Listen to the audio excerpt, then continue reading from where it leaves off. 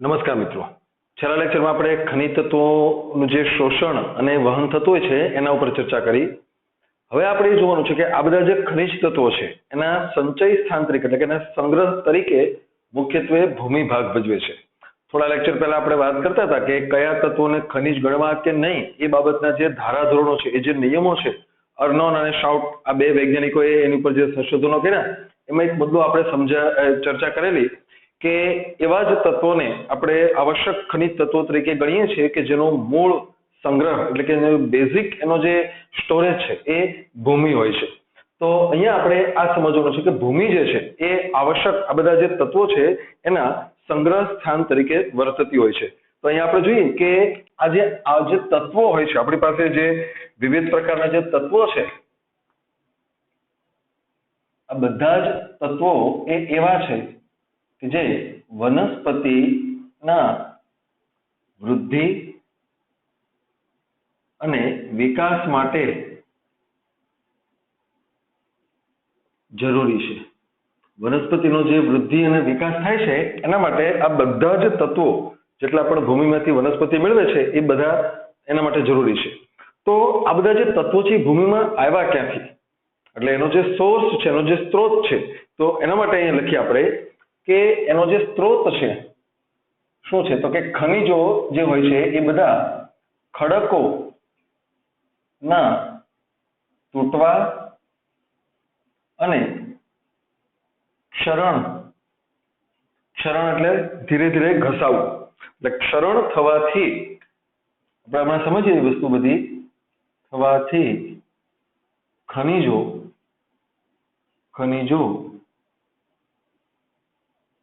ભૂમિમાં ઉમેરાયેલા હોય છે. અહીંયા આપણી બુકમાં અત્યારમાં કે 12મા ધોરણના સિલેબસમાં આપણે એક ટોપિક નથી અભ્યાસક્રમમાં, એનું નામ છે ભૂમિનું નિર્માણ. આદિકાળમાં જ્યારે પૃથ્વી સૂર્યમાંથી છૂટી પડી એવા સમયે જ્યારે પૃથ્વીનું નિર્માણ થયું એ સમયની વાત કરું છું. એક આગના ગોળા જેવી હતી. જેમ જેમ સૂર્યથી દૂર ગઈ એમ એમ ધીરે ધીરે ઠંડી પડતી જાય છે અને પછી એની આજુબાજુમાં વરાળનું જે વાતાવરણ હતું, વરાળનું આવરણ જે હતું, 100 ડિગ્રી સેન્ટીગ્રેડ કરતા જ્યારે તાપમાન ઘટ્યું ત્યારે બધો વરસાદ પડવા માંડ્યો. એવા સમયે એવું થશે કે જે મોટા મોટા જે પર્વતો હતા એની ઉપર સતત આપણી કલ્પનામાં પણ ન આવે એવી મોટી આ ઘટના છે. એક અંદાજ મુજબ જુદા જુદા વૈજ્ઞાનિકોના મત એમાં જુદા જુદા છે, પણ મોટા ભાગે એવું જોવા મળે છે કે વૈજ્ઞાનિકો એવું માને છે કે પૃથ્વી ઉપર લગભગ 14 લાખ વર્ષો સુધી સતત વરસાદ પડ્યો છે. કેટલો? 14 લાખ વર્ષો સુધી.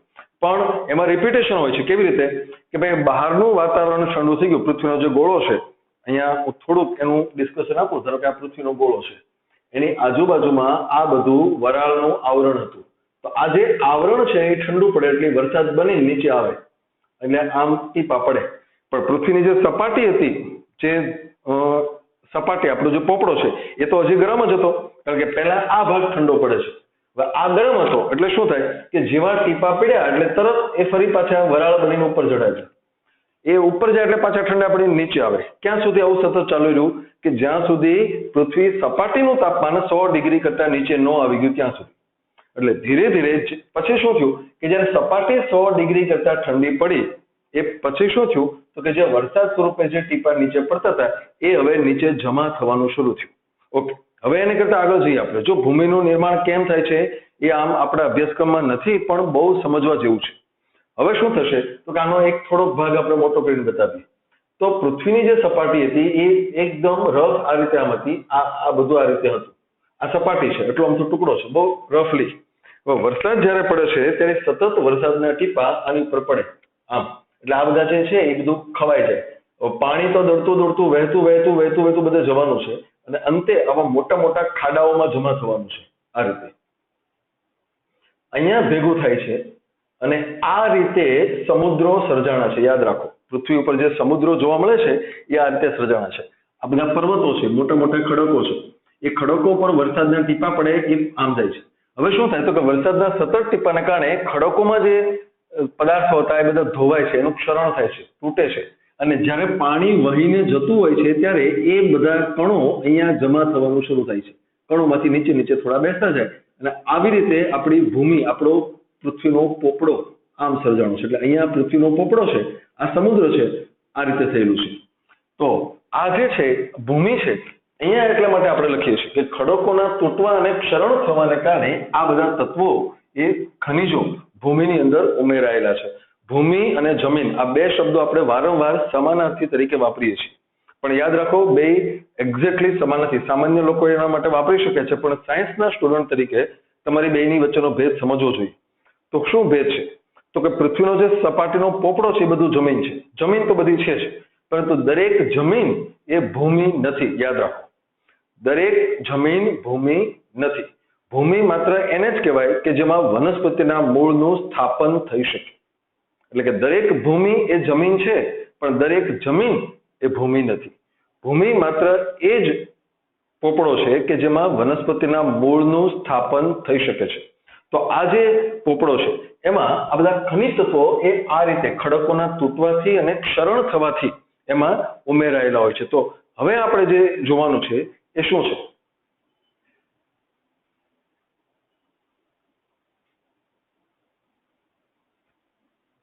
કે આ બધી જે પ્રક્રિયાઓ થાય છે, અહીંયા આપણે જે લખ્યું ભૂમિનું તૂટવું, ખડકોનું તૂટવું અને ક્ષરણ થવાનું છે, આ જે પ્રક્રિયાઓ છે અને એને કારણે જે ભૂમિ હોય છે, ભૂમિ એ દ્રાવ્ય આયનો અને અકાર્બનિક ક્ષારો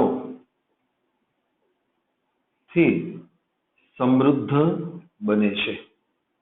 એટલે કે ભૂમિની અંદર આ બધા તત્વો ખૂબ મોટા પ્રમાણમાં આ રીતે ઓગળતા હોય છે, એમાં ભળતા હોય છે અને એની અંદર એક આખું તંત્ર બનાવી દેતા હોય છે. પણ અહીંયા આપણે ખાસ એ સમજવાનું થાય કે ભૂમિની અંદર જે કંઈ પણ ક્ષારો રહેલા છે બધા એને પ્રાપ્ત ક્યાંથી થયેલા છે? ખડકોના તૂટવા અને એના ક્ષરણ થવાથી. તો અહીંયા આપણે લખીએ કે આ જે ખનિજો છે એ ખનિજો ખડકોમાંથી પ્રાપ્ત થયેલા હોય છે. અથવા આપણે જે મેઇન વાક્ય લખવું છે તો આપણે થોડુંક જુદી રીતે લખીએ કે આ બધા જે આયનો છે, આયનો એ ખડકોના ખનિજોમાંથી પ્રાપ્ત થયા હોવાથી, ખડકોની અંદર જે ખનિજો છે એમાંથી પ્રાપ્ત થયેલા હોવાને કારણે આ આખા સાયન્સને આપણે ખનિજ પોષણ એવું નામ આપીએ છીએ. આપણા ચેપ્ટરનું નામ ખનિજ પોષણ એટલા માટે છે કારણ કે ભૂમિની અંદર આ જે તત્વો રહેલા છે એ બધા જ એક ખડકોની અંદર જે ખનિજો છે એમાંથી પ્રાપ્ત થયેલા છે, એટલે એને આપણે ખનિજો તરીકે ઓળખીએ છીએ. ખનિજ પોષણ, મિનરલ ન્યુટ્રિશન એ શબ્દ એ ત્યાંથી આવે છે. હવે બીજી બાજુ જોઈએ કે ભૂમિ જે છે,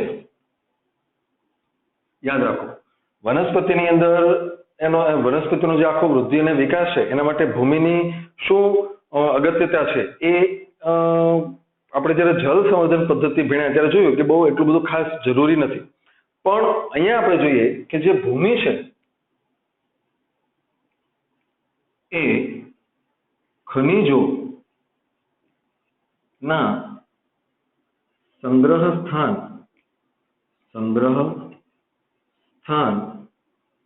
ઉપરાંત પણ કેટલીક ભૂમિકાઓ ભજવે છે. આપણી જે ભૂમિ છે એવું નથી કે માત્ર ખનિજોનો સંગ્રહ કરે છે, વનસ્પતિને પૂરા પાડે છે એટલું નહીં, પણ એ ઉપરાંત પણ બીજા કેટલાક એના બહુ અગત્યના કાર્યો છે. જેમ કે પહેલી વાત આપણે કરીએ કે એ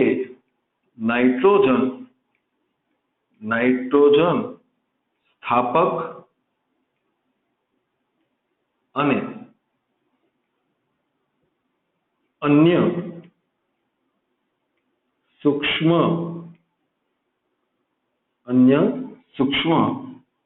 જીવોને સંરક્ષણ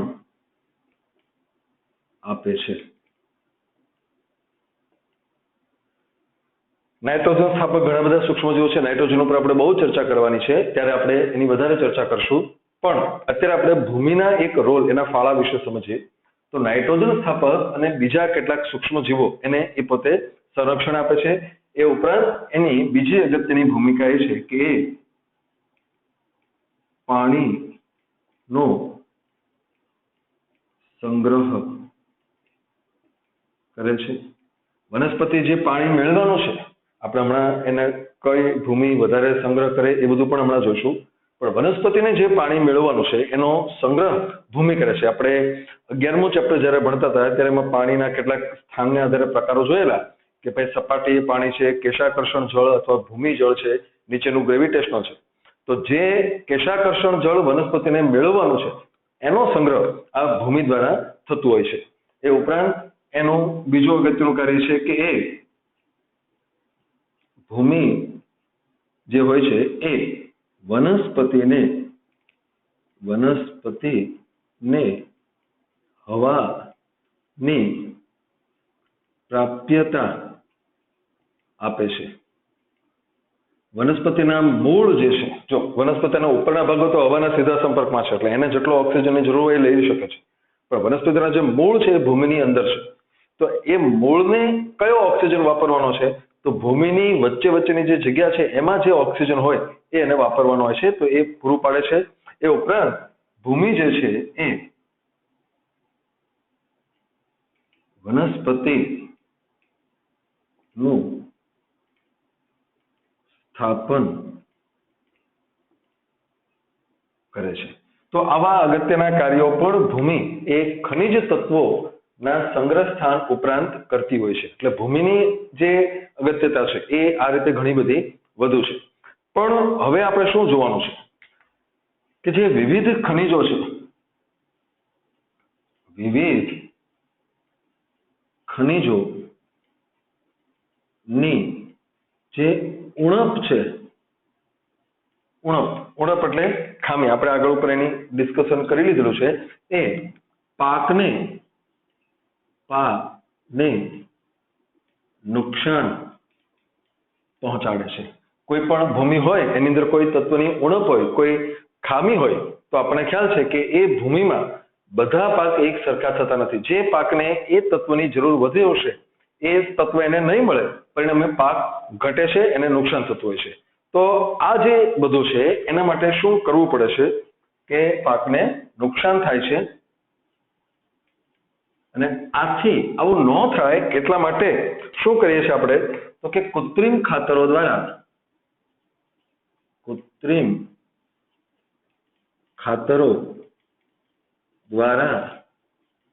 પૂર્તતા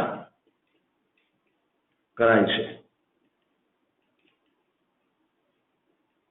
આપણે આગળ ઉપર પણ વાત કરેલી છે પ્રાથમિક અને દ્વિતીયક લઘુ ગુરુ પોષક તત્વો વિશે, કે જે તત્વની જરૂર વનસ્પતિને વધુ છે પણ ભૂમિમાં ઓછા છે એને આપણે ખાતરથી પૂરા પાડવા પડે છે.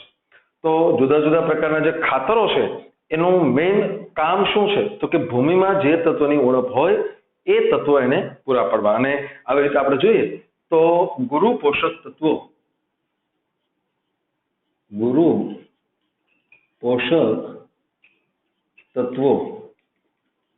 જે ખાસ સૌથી વધુ જરૂરી છે એવા ગુરુ પોષક તત્વોની અંદર આપણે ત્યારે આપણે વાત કરી હતી કે જે તત્વની જરૂર વનસ્પતિને વધુ છે એ વધુ પ્રમાણમાં મેળવે છે, જેની જરૂર ઓછી છે એ ઓછા પ્રમાણમાં મેળવે છે. પણ ઓછા પ્રમાણવાળા તત્વો પણ એના માટે જરૂરી તો છે જ.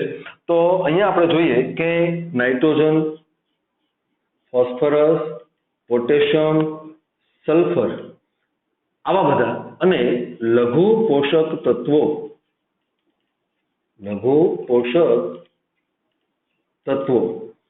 તો ઘણા બધા લઘુ પોષક તત્વો પણ એવા છે કે દાખલા તરીકે કોપર, ઝિંક, એનું જે આયોજન છે, એનું જે પ્રમાણ છે એ બધું તમે જાણો છો. બધા જ તત્વો જે છે એ આમ તો ઘણા બધા જરૂરી છે.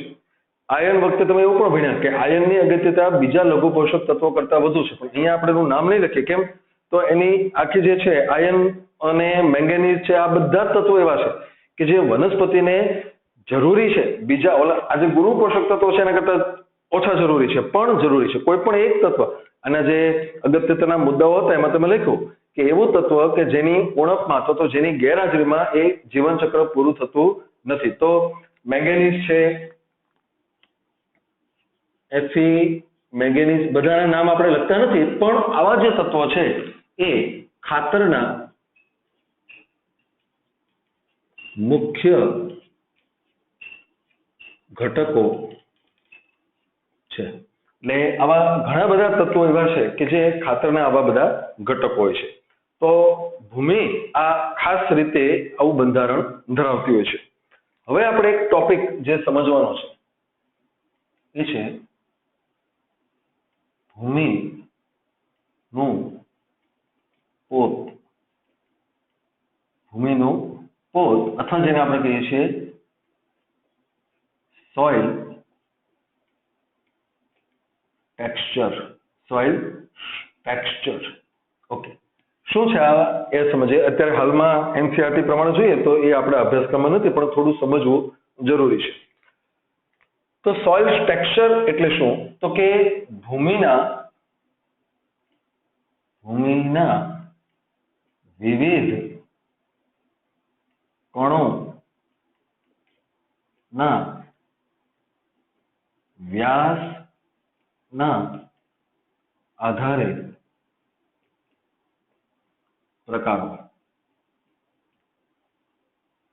ભૂમિની રચના કરતા જે કણો હોય છે એનો વ્યાસ કેટલો હોય એના આધારે આપણે આ પ્રકારો પાડીએ છીએ. તો એના આધારે જો આપણે જોઈએ તો મુખ્યત્વે 4 વિભાગો એના પાડવામાં આવે છે. એનો પહેલો વિભાગ જે છે એ છે વૃક્ષ રેતી. વૃક્ષ અથવા મોટી રેતી. એનો બીજો જે પ્રકાર છે એ છે ઝીણી રેતી. ત્રીજો પ્રકાર છે એ છે કાંપ. અને ચોથો પ્રકાર જે છે એ છે માટી. તો અહીંયા આપણે જોઈએ કે આ 4 પ્રકાર જે છે એ કેવી રીતે ડિફાઇન કરવામાં આવે છે. તો સૌથી પહેલું આપણે જોઈએ કે જે મોટી રેતી હોય છે ક્યારે કહેવાય? તો કે એ એવી છે કે જે 2 થી 0.2 mm જેટલો વ્યાસ ધરાવે છે. એવા કણો કે જેનો વ્યાસ 2 થી 0.2 મિલીમીટર જેટલો હોય છે. ઝીણી રેતી એ એવી રેતી છે કે જેનો વ્યાસ 0.2 થી 0.02 મિલીમીટર વ્યાસ ધરાવે છે. કાપની વાત કરીએ આપણે તો કાપ એટલે માટીના એવા કણો છે કે જે 0.02 થી 0.002 mm જેટલો વ્યાસ ધરાવે છે. અને છેલ્લે માટીની વાત કરીએ તો સૌથી નાના કણો કે જે 0.002 થી ઓછો વ્યાસ ધરાવે છે. ઓકે, હવે આને આધારે આપણે શું જોશું? તો એક વ્યાખ્યા અહીંયા આપણે સમજીએ જેને આપણે નામ આપીએ છીએ આખો જે છે એ માટીનો એક પ્રકાર છે જેને આપણે લોમ એવું નામ આપીએ છીએ. લોમ એટલે શું? ખાસ યાદ રાખો, લોમ એટલે કે વિવિધ વ્યાસ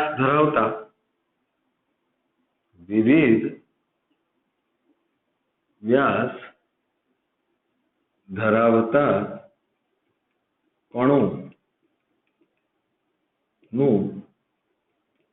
યોગ્ય મિશ્રણ ધરાવતી ભૂમિ. આ એવી ભૂમિ છે કે જે વનસ્પતિ માટે શ્રેષ્ઠ છે. વનસ્પતિ માટે શ્રેષ્ઠ છે. શું કામ શ્રેષ્ઠ છે? તો એના 2 જવાબો છે કે આ શ્રેષ્ઠ એટલા માટે છે કારણ કે તેની જલ સંગ્રહ ક્ષમતા અને છિદ્રાળુતા વધારે હોય. સમજીએ આપણે આ બે વસ્તુ. જળ સંગ્રહ ક્ષમતા અને છિદ્રાળુતા વધારે હોય છે. ઓકે, હવે એને સમજવા માટે હું તમને એક એક્ઝામ્પલ આપું. વરસાદ પડતો તમે બધાએ જોયેલો છે. વરસાદ પડે ત્યારે તમે અનુભવ કર્યો છે કે એક બાજુ રેતીનો ઢગલો એક પડ્યો છે અને એક બાજુ માટી છે. બે ઉપર એક સરખો વરસાદ પડે છે, પણ તમે જોશો કે રેતી બીજા દિવસે તમે જુઓ તો રેતી બહુ ઝડપથી સુકાઈ જાય છે, પણ માટી જ્યાં પડી હતી, જ્યાં ગારો થયો છે, એ જલ્દી સુકાતો નથી. કેમ એવું થાય છે? તો એનું કારણ એ છે કે ગારો ક્યાં થાય? જ્યાં ધૂળ અને માટી હોય છે ત્યાં. ધૂળ અને માટીના કણો જે નાના હોય છે એ પાણીને વધુ સક્ષમતાથી પકડી રાખે છે, સુકાતું નથી પાણી. તો બીજી બાજુ જે રેતી હોય છે એનું કદ વધુ છે, પાણીને પ્રમાણમાં ઓછી મજબૂતાઈથી પડે છે, એટલે એ જલ્દી સુકાઈ જાય છે. તમારે પ્રયોગ કરવો પણ તમે કરી શકો કે તમારે એક સરખી 3 ગરણી લેવાની છે. એ 3 ગરણીમાં એક સરખું કાપડ રાખવાનું છે અને એ કાપડમાં 3 અલગ અલગ નમૂના મૂકવાના છે. એકમાં રેતી મૂકવાની છે, એકમાં પૈણો આપણે જે દરિયા કિનારે હોય છે એ રાખવાનો છે, અને ત્રીજામાં માટી એટલે કે ધૂળ રાખવાની છે. 3ને ગરણીમાં રાખીને નીચે એક એક ગ્લાસ અથવા એક પાત્રમાં મૂકી દો ગરણીને, અને પછી 3માં એક એક ગ્લાસ પાણી નાખી દો. થોડા સમય પછી તમે જોજો કે જેમાં રેતી તમે ભરેલી છે એ ગ્લાસમાંથી તમે જ્યારે ગરણી છે એમાંથી મોટા ભાગનું પાણી નીચે આવી ગયું છે. રેતી જેમાં પૈણો ભરેલો છે એમાં થોડુંક ઓછું પાણી આવશે, અને જેમાં માટી ભરેલી હશે એમાં ખૂબ ઓછું પાણી નીચે આવશે પહેલાની કમ્પેરિઝન. શું કામ? માટીએ પાણીને પકડી રાખેલું છે. તો આ જે લક્ષણ છે એને આપણે નામ આપીએ છીએ જલ સંગ્રહ ક્ષમતા. તો બીજી બાજુ છિદ્રાળુતા એટલે શું? તો એના માટે પણ તમે એક બીજો પ્રયોગ કરી શકો. એક સરખી 3 બરણી તમારે લેવાની છે. એક બરણીમાં લીંબુ ભરી દેવાના છે, આખી બરણીમાં કમ્પ્લીટ. બીજી બરણીમાં એના કરતા ઓછા જે વ્યાસ હોય છે, ઓછા કદ ધરાવતા હોય એવા નાના નાના, દાખલા તરીકે બોર છે કે કંઈક ભરી જશો. ત્રીજું જે છે એમાં એના કરતા ઓછો વ્યાસ ધરાવતા કેટલાક પદાર્થો તમે રાખો જે ગોળાકાર હોય પ્રમાણમાં. અચ્છા, આપણે શરૂઆત દડાથી કરીએ. મોટા જે ટેનિસના બોલ છે, એક બરણી મોટી તમે એવી પસંદ કરો જેમાં દડા ભરી દો, મોટા મોટા દડા, ટેનિસ બોલ. બીજામાં તમે લીંબુ ભરો, ત્રીજામાં તમે બોર ભરો. આવી રીતે કરીએ 3 બરણી. અને પછી શું કરવાનું? તો કે 1 લીટર અથવા તો 2 લીટરના જે જગ હોય તમારી પાસે રાખવાના, અને બધામાંથી પાણી રેડવાનું. તમે જોશો શેમાં વધુ પાણી સમાશે? જેમાં દડા ભર્યા છે એમાં. કેમ? દડાના કદ મોટા છે એટલે એમની આજુબાજુમાં જગ્યા વધુ હોય છે. એટલે અહીંયા તમે જુઓ, આપણે એ વસ્તુ જોઈએ કે જે મોટા કણો હોય છે, મોટા કણો એ આ રીતે છે. આ મોટા કણો છે આ રીતે. તો અહીંયા જે છે એમની આસપાસમાં જગ્યા વધુ છે. અહીંયા તમે જુઓ આ બધી જગ્યા છે અને એ હવા પકડી શકે છે. એટલે અહીંયા આ છે એની છિદ્રાળુતા. હવે થશે શું? તો કે એકલા આવા કણો ધરાવતી માટી હોય, રેતી છે, પૈણો છે, એમાં વનસ્પતિ ઉગતી નથી. કેમ? તો કે એની જળ સંગ્રહ ક્ષમતા ઓછી હોય છે. આ બે લક્ષણો જે છે ને એ એકબીજાના વિરોધી છે. જેમ કણો મોટા એમ એની છિદ્રાળુતા વધુ, પણ જળ સંગ્રહ ક્ષમતા ઓછી. તો બીજી બાજુ એની જે નાના કણો હોય છે, એકદમ નાના કણો ધરાવતી જે માટી હોય છે એ આવી છે, આમ છે. જુઓ તો શું થશે? તો કે આની આજુબાજુમાં જે પાણી ચોંટી રહે છે અહીંયા, એ છે એની જલ સંગ્રહ ક્ષમતા. આમ છે. હવે શું થાય? તો કે એકલી આવી માટી હોય ને, ચીકણી માટી, તો એમાં પણ વનસ્પતિ બરાબર ઉગતી નથી, કારણ કે એમાં વચ્ચે જગ્યા નથી, હવા નથી મળતી. પરંતુ જ્યારે તમે વાત કરો છો લોમ વિશે, લોમ, તો લોમ એ વિવિધ વ્યાસ ધરાવતા કણોનું યોગ્ય મિશ્રણ છે. પરિણામ શું આવશે? તો કે એમાં કેટલાક મોટા કણો હશે, સાથે સાથે કેટલાક નાના કણો પણ હશે.